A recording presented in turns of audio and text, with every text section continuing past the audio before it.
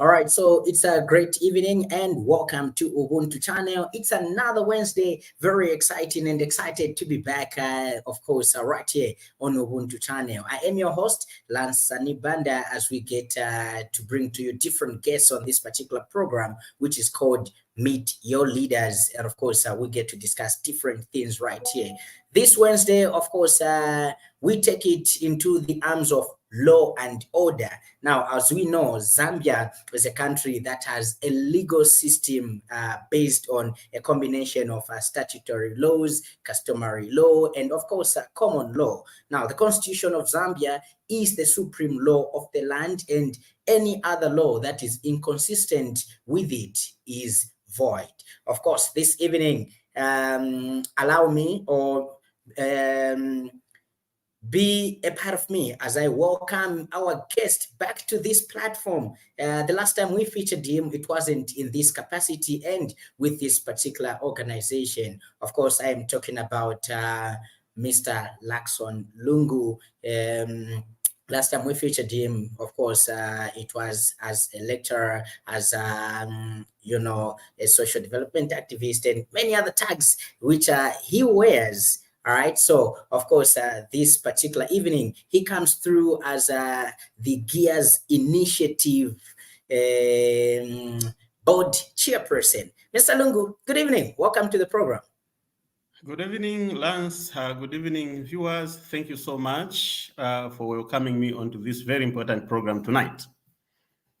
Definitely, it's good to have you back. Looking at, we just deliberate on the digital platforms, social media, and it's always great to bring you back. This time around, you're a board chairperson. Congratulations. Oh, thank you so very much. That's one way in which we add value to our governance system. You know, all of us must find a way in which we can participate in the governance of the nation, and that's one of the ways in which I thought it necessary to participate in the governance of this great nation, Zambia. Thank you so much, Lance. All right, so since we are hosting you in this capacity for the first time, perhaps we can get to give the people that are watching us or that are following this live the acronym GEARS, what it stands for, and what the organization is really all about, looking at the fact that you are the first one featuring coming from the organization. Thank you so much. So I'm very sure that it's not the first time people are hearing about GEARS. GEARS has been on the Zambian platform for quite some time now. It's one of the civil society organizations that we have in Zambia playing the governance role. So GEARS, the acronyms GEARS simply stand for governance, elections, advocacy, and research services. That's GEARS initiative. So we are an organization that is involved or committed to the promotion of good governance in the country, ensuring prudence in the electoral process, an organization that is also involved in research works. Like, we don't just involve ourselves in governance, talking, and the like. We are also a research-based organization. We do a lot of research. Our work is based on research. Our governance work is based on research. So GEARS basically deals mostly with matters of governance, elections, as well as advocacy, but based on research. That's what governance actually is all about.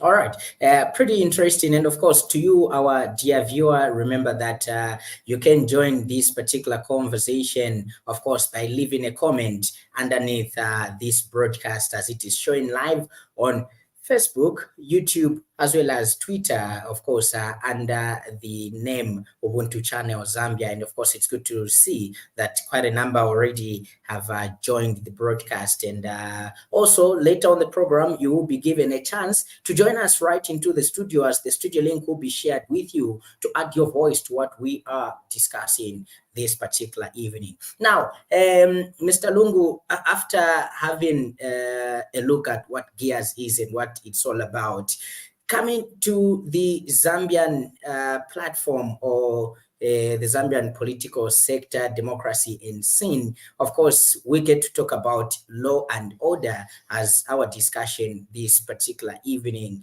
We've heard many times politicians or people talk about rule of law and all these other stuff that they talk about. So we've decided to look at the law itself and then also order. Let's get to break this down a little bit. What is law and order? Wonderful. Thank you so much, Lance. And it's good that you have actually decided to invite me on such a very wonderful topic, an issue I like talking about so much, something that is so passionate to me, because that's what governance actually is all about. It is based on law and order.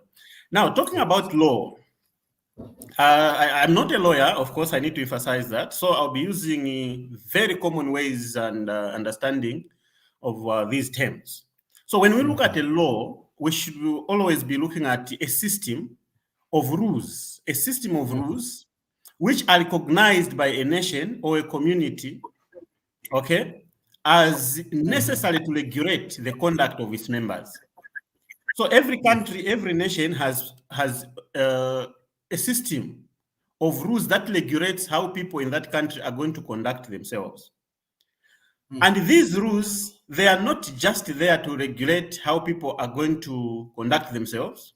They also provide a way by which one has to be punished if they were to go against the set rules. Just before I talk about order, Lance, allow me to tell you something. You know, as an academician, we mostly deal with theories before we get into the application part. We are very particular about that.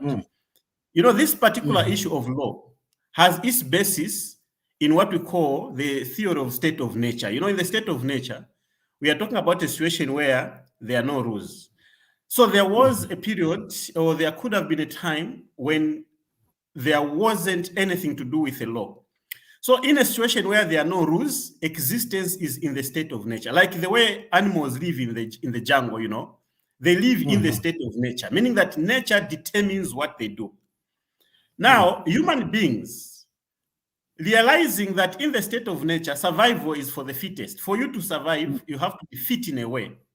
And that is how animals survive in the jungle. They survive using means and ways that make them fit as compared to others. Now, human beings realize that survival of the fittest amongst ourselves wouldn't be appropriate. Therefore, we entered into what we call a social contract.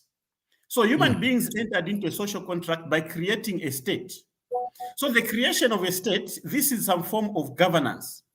Now, by creating a state, you create a system of rules by which each and every individual is going to be bound.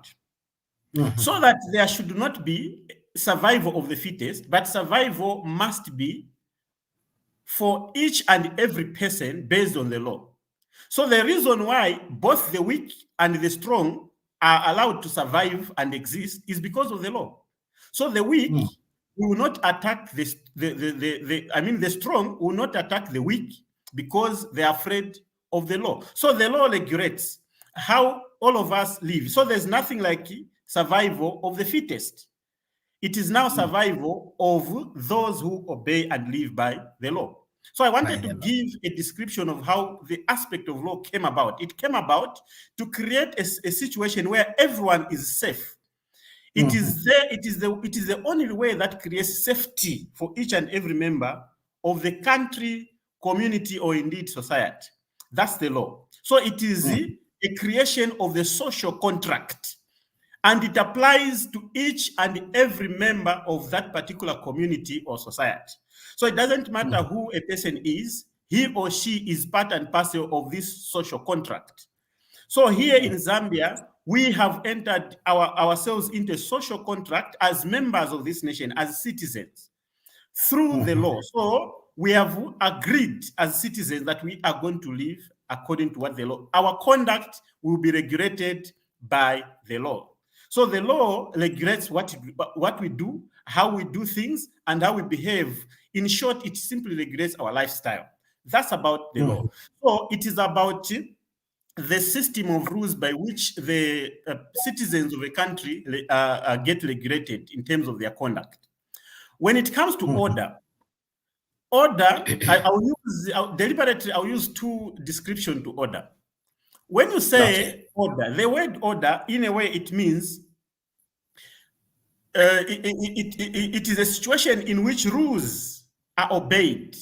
When the rules that the law that you have is being obeyed, then you are saying there is order. When people are living according to the law, when people are doing what they are supposed to do, and they are not doing what they are not supposed to do, that is order. Order is also described as a command, okay? A command is expected to be respected. When you have been commanded to do something, in most cases, by someone who is higher in authority, you have to obey. That's order. So when there is order, there is tranquility, there is stability, there is peace. When there is order, there is no confusion. When there is order, there is no more way of living. When there is order, things move without disturbance. That is order. Now, when you link the two, when you talk about law and order, we are simply saying when we have the law, we can use that particular law to promote order. We can't separate, like there is no way, trust me, Lance, that you can have order in the country or in the community among people in the absence of the law. That is practically impossible. So the law is put in place to promote order. There can't be order without the law. Now, what that means is that when you have the law and people decide to go against it, that is disorder. You can't talk about the law when it is not respected. Remember, I think as we move on, we are going to talk about constitution and constitutionalism. Remember, it is not Yes. enough to have the law. You must have the law and live by it. You cannot have the law and then you don't respect it. Okay? So if you want to have order, live by the dictates of the law. What the law dictates, what the law advises that you do that. I mean, it is, you remember, laws are given by ourselves. The laws are given by the members of the society. The laws Yes. are a creation of the owners. So they are owned, and it is expected that each and every person will live and respect that particular law that you have given yourselves. So that is what I would really say concerning law and order at this particular time, Lance. All right. Quickly, let's get to dissect this issue. Let's get to separate the two, cover one, and then probably get to the other one. And of course, in my preamble, like I said that Zambia is a country that has a legal system based on the combination of the statutory law, customary law, and the common law. But most of all, the constitution of Zambia is the supreme law of the land, and any other law that is inconsistent with the constitution of Zambia, it is void. So the constitution also guarantees the separation of powers among the three arms of government, which is the executive, legislature, and the judiciary. I would like to take you to the law aspect. We know that the law covers various aspects of civil and criminal matters. When we talk about contracts, torts, property, family, labor, commerce, taxation, human rights offenses, and penalties. Let's get to single out especially the issue of human rights, because this is the issue that mostly citizens of this country, both political and non-political, get to talk about and cry the most about. How do we get to to apply the law in terms of human rights? And in a nutshell, or easily, how does one get to know that maybe their human rights have been infringed, and how do they take it up with the law? So thank you very much, Lance. And indeed, I'm happy that you have clearly indicated that in this country, we indeed use the statutory law. Of course, we use the constitutional law, we use the customary law, and the common law. Yeah. Now, when you talk about law and human rights, Lance, you know, one of the characteristics of human rights is that they are safeguarded by law. Okay? So you cannot talk about, no one is going to enjoy human rights in the absence of the law. So the law is there to ensure that each and every person enjoys their rights. You can never enjoy your right in totality in the absence of the law. So the law will not be an abuse of the rights. It must be the protection of the rights. The law will never be used to abuse human rights. The law must be used to uphold human rights. That is the essence of the law. And remember, I told you earlier that this is the creation of us. How do we ensure that our rights are protected? And to make sure that our human rights are protected and enhanced in this country, we have enshrined in our constitution, in part 3 of the Zambian constitution, the Bill of Rights. So we have our rights enshrined in the law. And as such, the law must enhance the enjoyment of these rights since they are enshrined in the constitution. And as a country, you know very well that Zambia has actually ratified a number of human rights instruments, or has actually acceded to a number of them. And that is to enhance the enjoyment of rights through the law. I don't want to depart from the emphasis of the law. So if each one of us wants to make sure that we enjoy our rights in totality, we have to depend on the law. That is what we should depend on. Because anyone who is going to abuse my right, anyone who is going to violate my rights is actually abusing the law, is breaking the law. Because the law promotes the enjoyment of rights. Okay? So the abuse of human rights is breaking the law. The West is where the people who are supposed to protect you, or the people who are supposed to promote the rights, if they are in the forefront of breaking the rights or violating the rights, that becomes a very dangerous scenario. So the law exists to ensure that each and every person's rights are protected. That's about the law. And remember, we are talking about the constitutional law. It is not only the constitutional law that can help us enjoy these rights. Even the customary law itself, in a way, there is a way in which it helps us to live well with each other. Remember, there's a golden rule: do unto others as you'd want them to do unto you. Customarily speaking, we are, as human beings, we are expected to behave well towards each other. It is just being human. Humanity demands that we behave well towards one another. Okay? So customarily speaking, all of us are members of this family called Zambia. And as members of one family called Zambia, it is expected that we behave towards one another in a manner that promotes unity, in a manner that promotes love. And I'm talking, this has nothing to do with the constitution. This has everything to do with our lifestyles, how we live with each other. This is what it is all about. So we love each other, we live well with each other based on the fact that we are members of the same country. You cannot expect members of the same country to be hating each other, attacking each other, abusing each other. That in itself is an abuse of rights. You know, so you abuse your rights by not respecting your own customs, by not respecting your own traditions.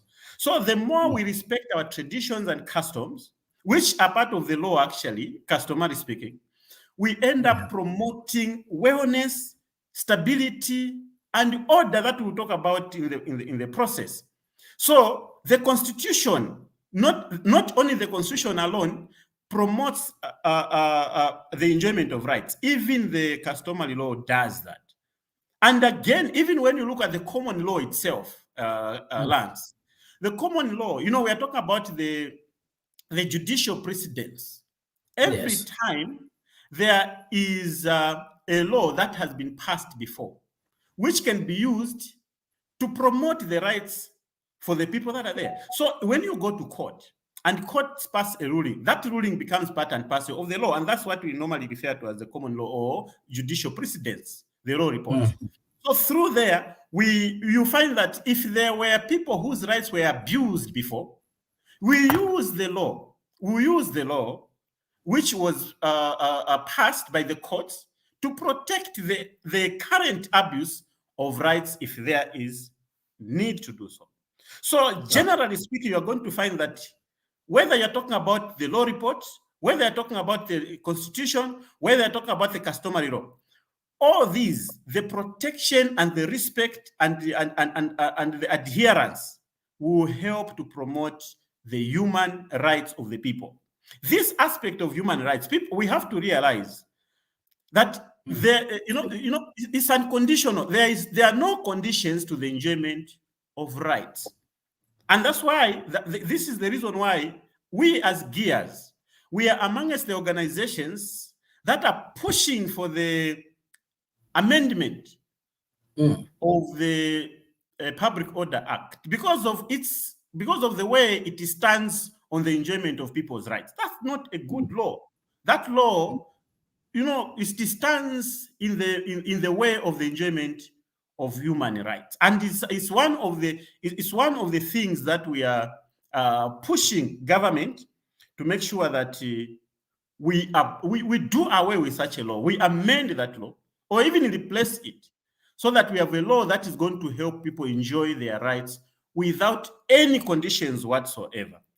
So that's the law. But remember, as long as it is law, then we are going to abide by what it dictates, because it is part and parcel of the law. It is the law. So therefore, we will live by what it says.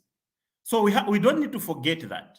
So until it is amended, or until it is repealed and replaced, we will have to abide by what it says, since it's part and parcel of our laws. But of course, with appropriate restraints that we'll be talking about as we move on in the program, Lance. Now, is there something, is there a thing as bad law and good law? Because obviously when successive parliamentarians are coming up with these laws or are voting for these laws, and eventually we see the president assenting on the law, it means they've deliberated, and obviously it's for the good of the people and of the country. Why do we term some as bad laws and some as good laws? Is it because they do not favor certain things which we would love to do? Yeah. So yes, bad laws are there, very, very much there actually. Bad laws are there. And this is just because laws are made by human beings. When we say we, the people of Zambia, as the preamble to the constitution indicates, give ourselves the constitution. And I need to emphasize this. I think as I talk about this, let me also make an appeal to the members of parliament. Members of parliament, whenever they are passing the law, they have to be very mindful of the fact that they are doing it not for themselves, but for the people. It is the people's law that they are passing. They are representatives of the people. It is very bad to have a law that has been passed indicating we, the people of Zambia, and yet we, the people of Zambia, say it is a bad law. You can imagine the law that has been passed and it is considered as a bad law, and yet it has been passed by ourselves. What I'm trying to say is that parliamentarians, every time the time comes to come up with a law, whenever we are passing legislation, we have to be mindful of what the people would be interested in. And this is not difficult to know, for God's sake. It is very easy to know what the people want and what the people don't want. It is very easy to know that. Okay? It is bad law. I would give you an example of a bad law that we have had in this country. There was a time in this country where only a person whose parents were citizens could stand as a president. Now, can you imagine? I am a citizen of Zambia, but because my parents were not citizens, then I can't be a president. Can you imagine that law? Are you sure that Zambians can pass a law that we don't want to be citizens because of our parents? So that was one of the type of laws that I would regard as a very bad law. You cannot talk about a law based on my parents. You have to pass a law based on me. Okay, so we had such laws in this country. We have had laws. This Public Order Act is one of them. It's one of a very bad law, that one, which prevents the enjoyment of freedom of association, assembly by citizens. That law is not good at all. That is a very, very, very bad law. We have had bad laws. Recently, and I want to appreciate the New Dawn government for having abolished, in a way, the two of those very bad laws, such as the abolishment of the death penalty, as well as the law that is it abuse of the when you say things against the president, okay, you call it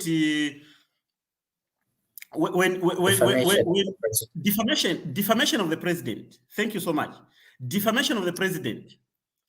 The New Dawn government decided to do away with such laws. We have to appreciate them for that, because those are some of the laws we have always felt are not good for ourselves.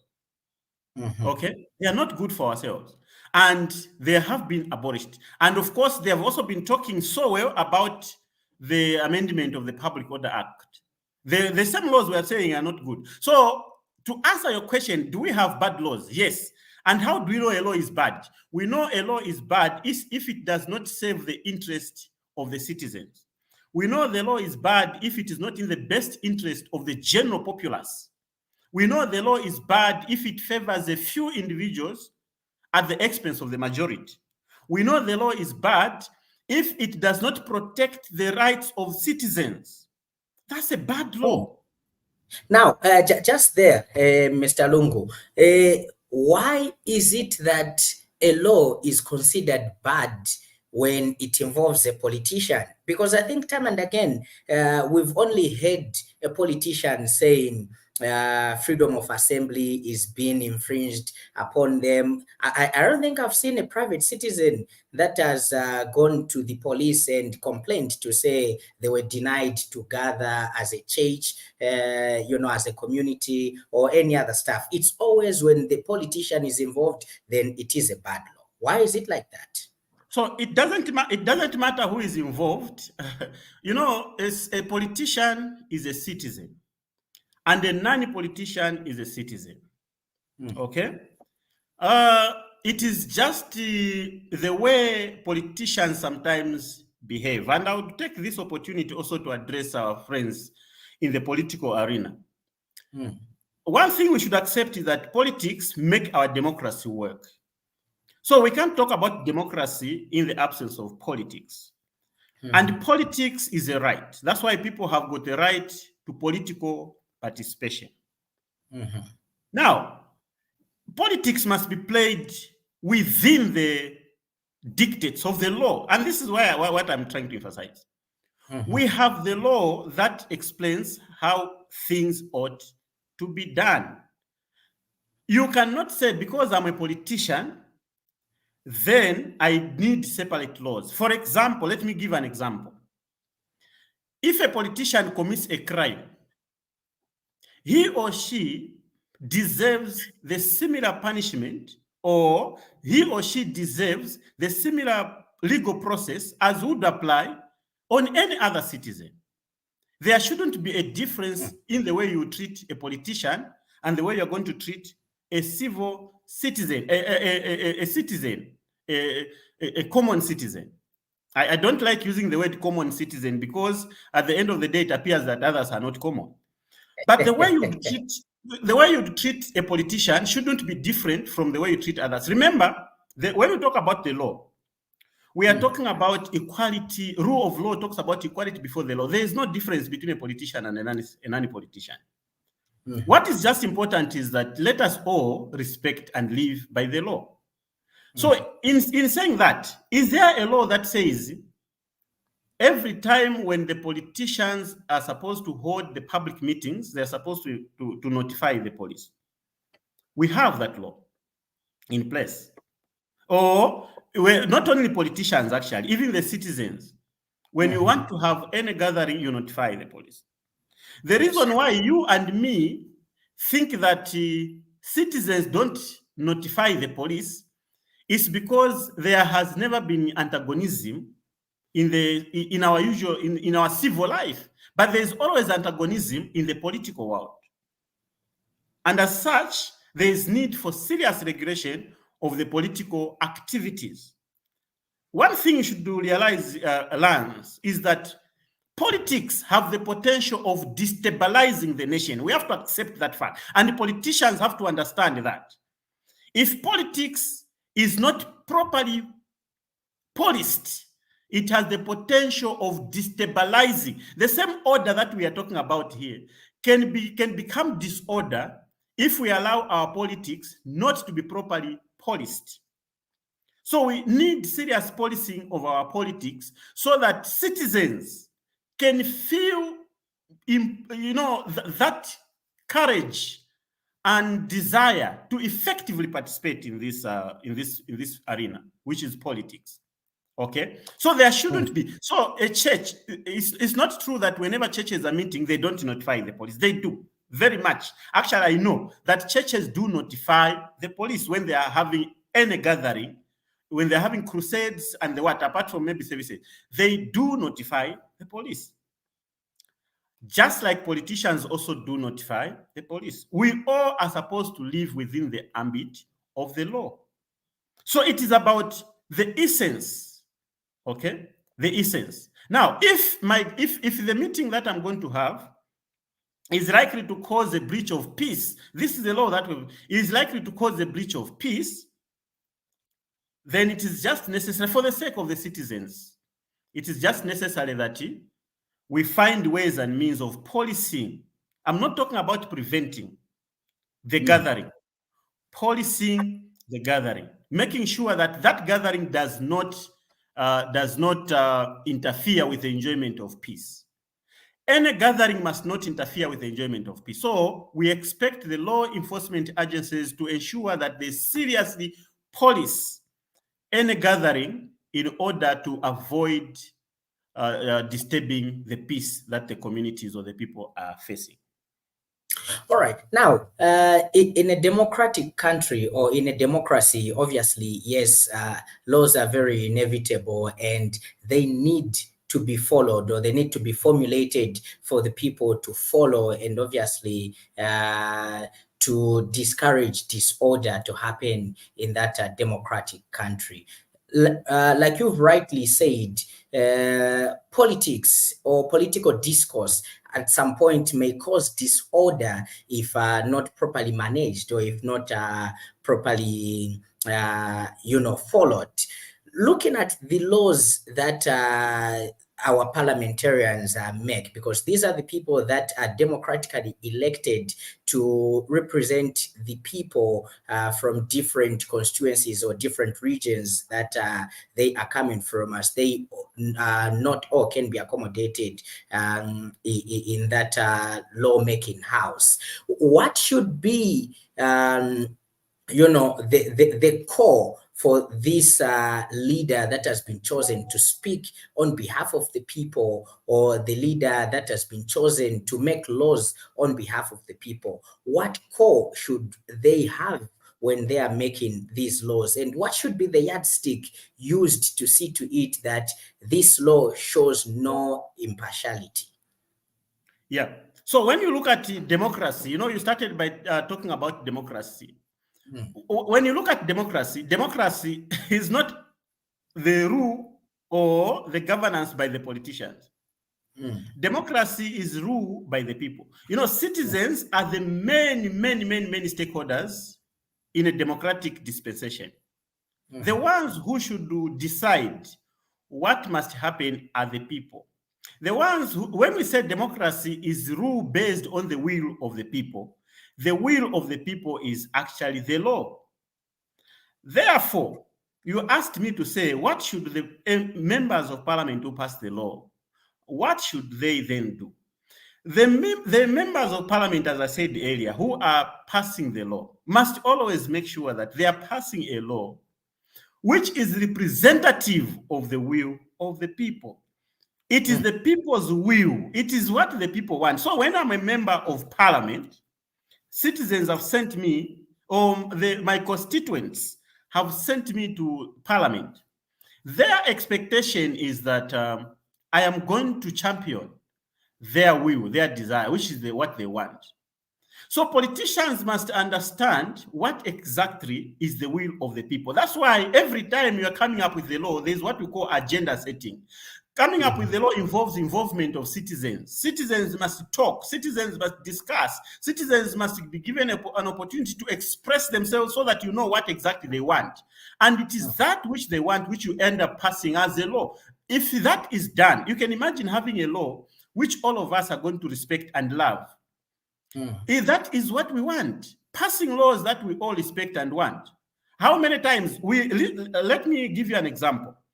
In this country, citizens of Zambia had made the recommendation that we must have ministers who are not MPs. Okay? Ministers in Zambia should not be MPs. And we went further and made sure that that was part and parcel of the annual Sirungwe Technical Committee report that gave us the current constitution that we are using. It was clearly indicated there that ministers must not come from parliament.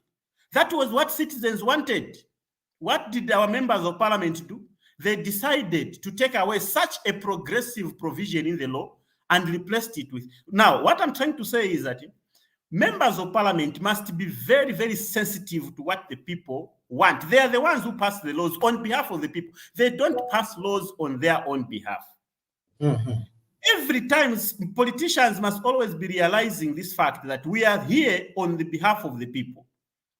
And we have to look at what is it that the people want. Sometimes if what the people want is at loggerheads with what you as an individual want, you have to be very sensitive to toe the desire of the people. It is people's desire that should prevail and not individual desires. At the end of the day, we'll continue having laws that are politically aligned, very, very dangerous laws, and which will not serve the interest of the general public. So we politicians, the members of parliament who are legislators, must always be sensitive to the desires of the citizens. What is it that the people want? I mean, people have been talking about freedom of information bill. People have been talking about the amendment of the Public Order Act. People have been talking about access to information. People have been talking about political parties bill, and I'll talk about. Please give me a chance to also talk about political parties law at some point. We've been talking about these things, and this is what citizens have always wanted. It's just unfortunate that politicians become very reluctant whenever the time comes to start passing these laws, which they know people want. Okay, so we are making a passionate appeal to our members of parliament. We send you to parliament to go and pass laws on our behalf and not on your own behalf. And always stick to what the people want. Now, I've heard many people time and again talk of how, or maybe ways and means on how a law should be formulated or legislated, especially the issue of involving the general citizenry in making these laws. Because like you have rightly said, democracy is the rule of the people, by the people, and for the people. So now, time and again, I've heard sentiments, or I've been among people that have discussed issues of why not formulate a law that allows the citizens to have a vote of no confidence in a member of parliament who is not discharging their duty in parliament, instead of discharging their duty in parliament, they are busy, debating or going about parliament business on party lines instead of the will of the people that voted from them from their respective regions. Do you think it would be a good idea to have such a law or such legislation where people would simply have a vote of no confidence and probably do petitions? They petition the powers that be to say, can we do such, or can we demote this particular minister or MP and probably replace with somebody that will be effective? Yeah, so thank you so much. I wouldn't be one of the people that would do maybe champion such a law, I'll explain why.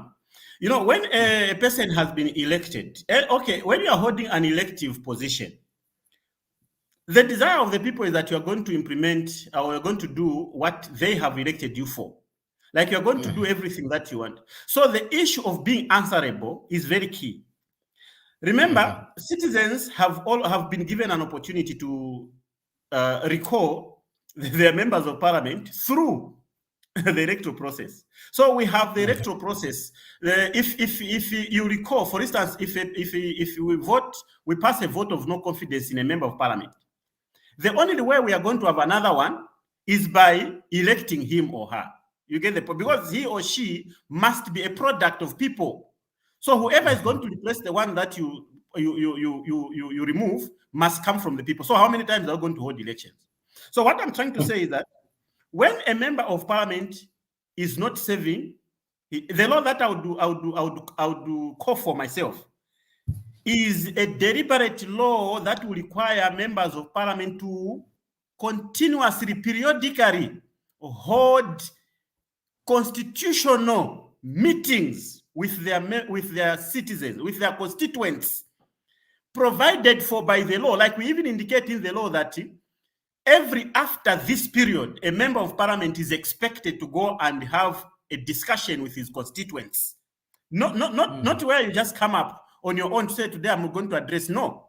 Constitutionally, we create a provision that will require a member of parliament to go and face the people that elected you before the elections. So, for instance, if we say after 6 months, go and face your constituents so that you hear them, so that you understand what they want, so that you hear whether what you are doing they are happy with or not. Citizens would come out openly and tell their member of parliament, say, what you are doing, we are not happy with. Now, right now, we have the situation is that when you vote for a member of parliament, he or she can go and only come back in the next election. What I'm simply saying is a member of parliament is supposed to be answerable to the people that elected him or her. And to be answerable simply means that you need to respond to what the people want. And if you don't do that, they must have an opportunity to tell you. And that opportunity can only be given if they have a platform, an open platform, where they will face their member of parliament and tell them, to say, we are not happy with what you're doing. We want you to do A, B, C, D. So we need to legalize. We need to legislate the meetings of members of parliament with their constituents. This is because it is the constituency, the citizens, who are the major stakeholders in my being elected as a member of parliament. So it must be legal. It must be a legal provision that I should always avail myself to the people that elected me. People always claim to be servants of the people, even when they are never there when they are needed. Okay, so I wouldn't ask for such a law that would say let's pass a vote of no confidence, because that one, unfortunately, with such a law, it would actually be based. Sometimes it can even be based on hatred, and hatred is not good.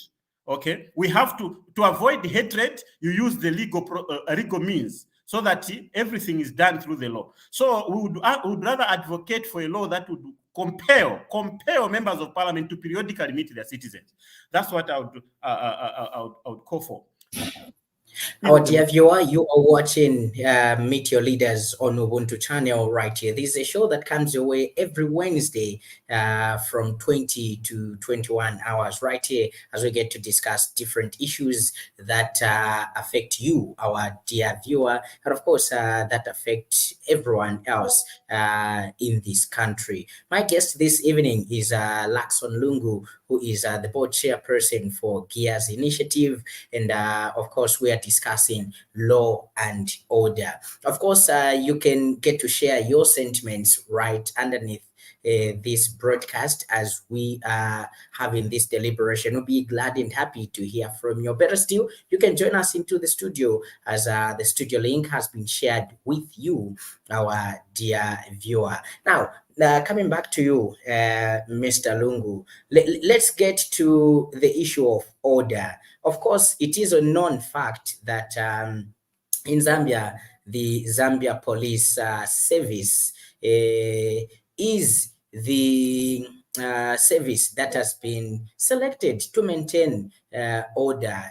Let me just say law and order, both in the community and also in the country at large. With your experience and also looking at your organization that has been very much on the ground, educating people on how to vote and how to participate in elections. And we know that the Zambia police, when their elections, they play an integral role of providing peace and security at such events. So with with you being on the ground, what you've seen from the police conduct and everything, are you satisfied that really the police is providing law and order? Yeah, so thank you so very much. So we're talking about order. So the police is not there to maintain law and order. We need to correct certain things here. Mm-hmm. The police is there to enforce the law. Mm-hmm. That's why we call them law enforcement. Mm-hmm. Maintenance of law and order must be the work of each and every citizen. And I'll explain that. When we want to have law and order in society, it must be ourselves. We have to live in a society that loves peace and order. And we can only do that ourselves. The police have to just enforce. They have to enforce the law to ensure that there is law and order. I have tremendous respect for the Zambia police, and I will explain what I mean. Tremendous respect for our police service. Sometimes they work under very serious political situations. Okay, they are placed in political situations where they need to ensure that at the end of the day, no one gets affected. Mm-hmm. That's the police. The police service has a mandate in this country to ensure that the law is enforced to the letter. Mm-hmm. And it is us as citizens who have the power to support this police. They need our support more than ever before. Not only, and okay, let's talk for instance. Mm-hmm. If we are living in the community where crime rates are high, mm-hmm. we will not only depend on the police. We will expect citizens to play a role in order mm-hmm. to curb the crime rate. When we are living in a society where there is so much abuse of the law, we will not only depend on the police, we will also depend on the citizens to make sure that we promote law and order. The police need our support, more of our support. If we feel the police, and the one thing that we should accept is that people are protected. Our protection is in the hands of the police. So the police ought not to abuse our rights. Now, when it comes to politics now, it is only in the political world where it appears as though the police are not maintaining law and order. Are you sure if you were to go to the church and ask whether the police are maintaining law and order, they'll say no? Are you sure if you were to go in the market and ask the people there if the police are maintaining law and order, they'll say no? If you were to go in the community and ask, you are going to discover that the only reason people are going to have when it comes to the police is policing politics. Lance, when it comes to policing politics, people always have issues with the police. And that's why I said this is where the police find themselves in a very strenuous situation when it comes to policing politics. And the obvious, because of what I talked about, say politics have the potential of destabilizing. We are talking about order here. Order is very important in the country. There is no one who would want us to live in a country where the police are not maintaining law and order. Let us assume the police are not policing politics, and then there is confusion, there is disturbance because of politics. Who is going to be happy at the end of the day? No one. So we don't want to criminalize politics.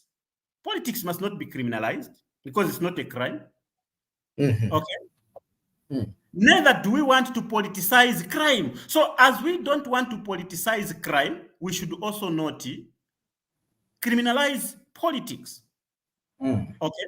So let us not make politics as an arbiter for us to commit crime. That's where I have issues with politicians. Do you know that most of the times politicians find themselves to have gone against the law because of politics? Like politics, why is it that most of the times it's politicians who are always found to have issues with the law?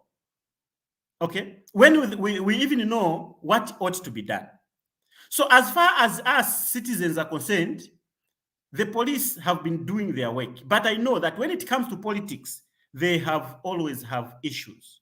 Issues that we need to sort out collectively together. And at this point, I think I would call for police to sometimes arrange for what I would call political party meetings. Like all political parties, we invite all political parties, all political leaders, not only during elections, but even during generally, okay? Just anytime you deliberate as a police, call on these political leaders to a round table, discuss issues of how you can prevent politicizing crime or criminalizing politics.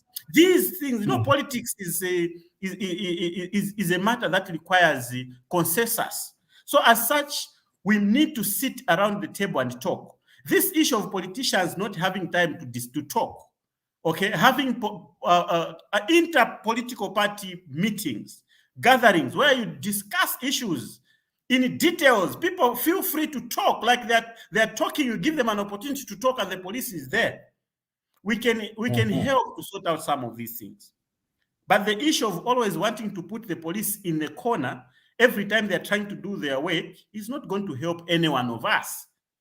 It is not going to help any one of us. At the end of the day, everyone is going to be affected. Now, why should everyone be affected? Because of politics. So we need to have these deliberate programs where politicians from across political parties as brothers meet, discuss these issues, okay, of how we will properly handle these. And I hope that with the proposal to amend the Public Order Act, we are going to see a situation where the politicizing or criminalizing of politics or politicizing of crime will become the thing of the past. We need civil politics. We are looking forward to looking at a time when politics are going to be civil, where people are going to practice civil politics. Now, let me talk about it a little further, just a minute. Let me talk about it a little further here, Lance. Let me compare the ruling party and the opposition and the police on the other side. Both the ruling political party and the opposition political parties need the police. And that is whether we like it or not. They need the police. They both need the police. They need the police for their own safety. They need the police for them to exercise and practice good politics. They need the police. Now, it is wrong to place the same police that you need in a compromised position where it becomes very difficult for them to properly operate. When these are stakeholders, we need to work together. Police, political parties, political leaders, we need to work together. Let us not antagonize the police. It doesn't help anyone. So you find that politicians sometimes can be antagonistic, deliberately so, for that matter. Deliberately becoming antagonistic against the police service. It is not going to help anyone. Why? Like, you even know that what we are going to do, guys, we have to be ready because the police will come. Oh no, or it means they already know that what they are going to do is to break the law. They are going to do something that is going to be against the law, or they want to go and fight a battle with the police. It is wrong, for God's sake. It is wrong. Okay, so we need to come to a round table. Police should talk. Well, how do you want a politician to come to the police station when you invite them? Is it good that every time you invite a politician, they come with their supporters to the police station? Is that okay? It will always appear okay if we don't sit down and discuss. We say, please, when we invite you as a politician to the police station, come as an individual, just like we can invite any other citizen. There's no need to come with a horde of supporters to come and, come and then go. It helps that way. But this can only be done when we meet, we discuss these issues.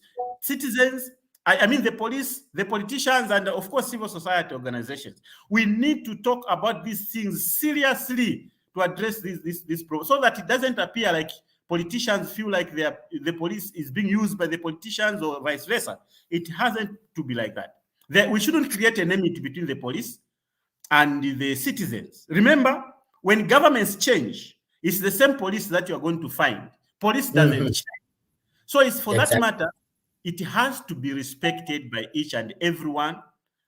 That's what they have, the mandate of the citizens. Now, before maybe I get your closing remarks, because I would love you to tackle one issue that you left in your closing remarks, the issue of political party, I don't know if it's political party funding bill that you wanted to talk about. But before that, let's get to tackle this thing and issue.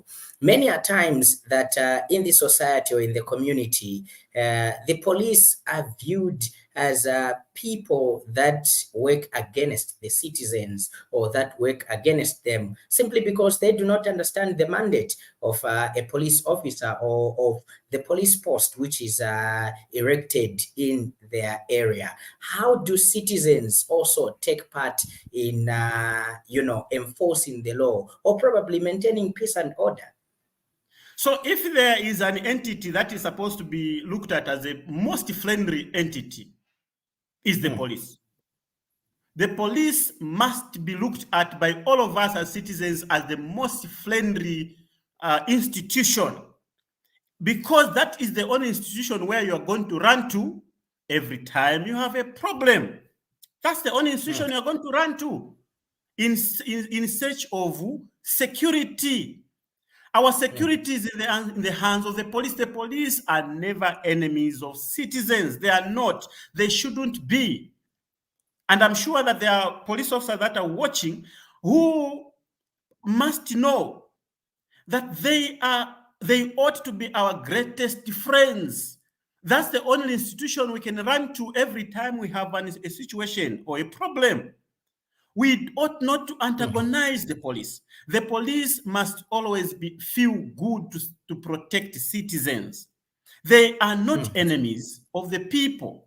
The police are supposed to be friends of the people, because they're the only ones that we run to. They're the only ones where our security is. And when I talk about the people, I don't mean the general citizens alone, or not politicians. Whether this citizen is a politician or is not a politician must be a friend of the police. All this lies in avoiding breaking the law. None of us is supposed to find ourselves to be at loggerheads with the law. Let us try by all means to live and do things in line with the law. None of us is supposed to break them. You only become an enemy, or you seem to be an enemy of the police, when you find yourself on the wrong side of the law. But if people are always on the right side of the law, why should the police be their enemy? Okay, why should the police be their enemy? It is only the people who find themselves on the wrong side of the law who will always view the police as the enemy. Otherwise, the police are supposed to be looked at as our friends. So whatever we do, whether it is politics or what, let us not break the law. Let us not break the law. Let us always do things within the ambit of the law. We can practice politics. So when you are in the law, like you do all things within the law, trust me, you will always be a friend of the police. Look, do you know that Zambia has a lot of politicians? How come we have politicians, well-known politicians, who have never appeared, who have never been in confrontation with the police? And then it is one politician, the same politician every now and again, who is always in confrontation with the police. And then we should always blame the police. The blame should always go to the police because of one person who is always found to be in the wrong side of the law. We ought not to do that. Okay, there are a number of politicians in the country. Okay, so all of us are supposed to find ways and means of living within the dictates of the law. It is going to be good for all of us.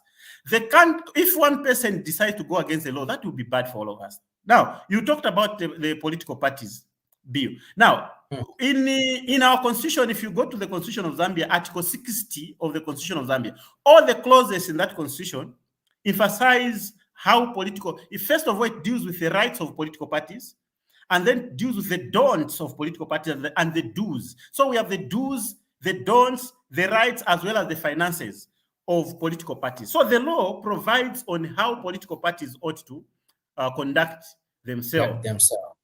We have the law. So in Article 60, and I know we can talk more about Article 60 as long as there is no act of parliament that is made to make sure that this law is actualized.